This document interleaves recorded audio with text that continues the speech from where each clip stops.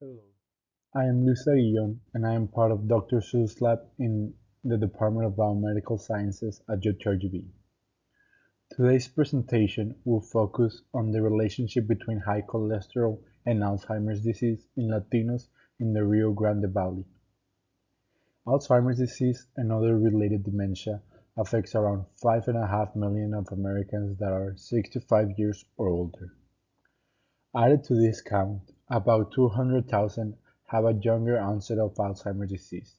Alzheimer's disease symptoms tend to start with memory loss that evolves to an extent that it interferes with the activities of daily living. With time, this can worsen and start causing psychological, physical, and social issues. Studies have shown that Hispanics are 1.5 times more likely to develop Alzheimer's disease. This can be attributed to different factors, such as genetics, cultural values, socioeconomic status, and lifestyle.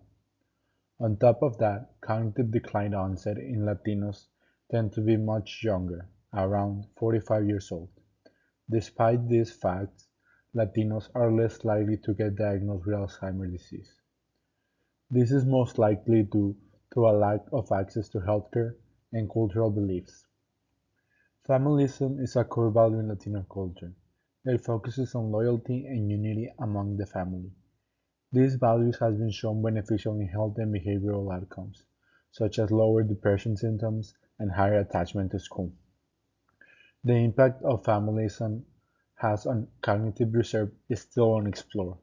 Therefore, the aim of this study is to evaluate the interplay between familism, lifestyles, chronic condition, socio-demographic factors, and APOE variants on cognitive function in Latino individuals that reside in the RGB.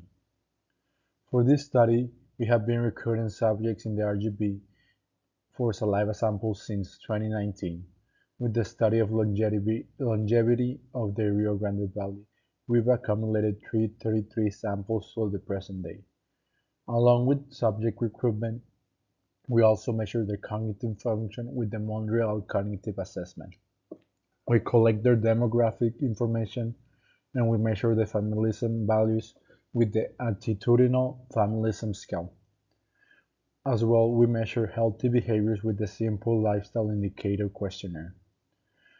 We also collect the medical history and chronic conditions on a self-report basis, depending on the subject. The saliva samples collected are used to extract DNA and undergo S&P genotyping using TaqMan assay and Quantum Studio real-time PCR from Thermo Fisher. After that, statistical analyses are made using the SPSS software version 9.4. When looking at the mean MoCA scores of the current sample size, we observe that those subjects that suffer from high cholesterol had lower scores in the Montreal Cognitive Assessment when we compare them to a control group, those that does not suffer from high cholesterol.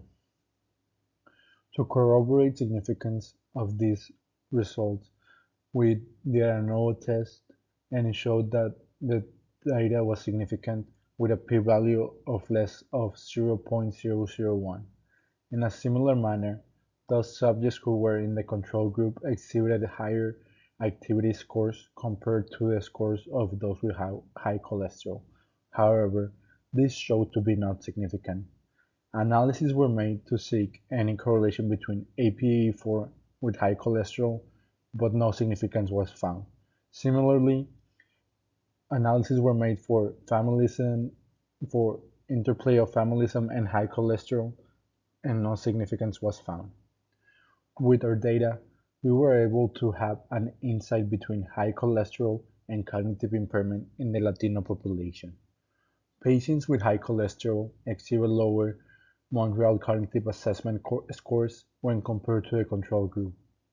This underscores the potential impact of cholesterol in cognitive health and potential development of Alzheimer's disease and other related dementia. This aligns with previous research suggesting high cholesterol may contribute to cognitive decline. Despite not being significant, the group with higher physical activity was that of the control group, meaning that did not suffer from high cholesterol, suggesting that being physically active protects against high cholesterol and or other cardiovascular pathologies, which again aligns with previous research. This study emphasized the importance of culturally sensitive strategies to address healthcare disparities in underserved communities. Further research is necessary to validate these findings and to develop effective interventions tailored to unique needs in the Rio Grande Valley. We want to acknowledge the Engaged Scholar and Artist Awards and all the participants and their families that participated in this study. Thank you.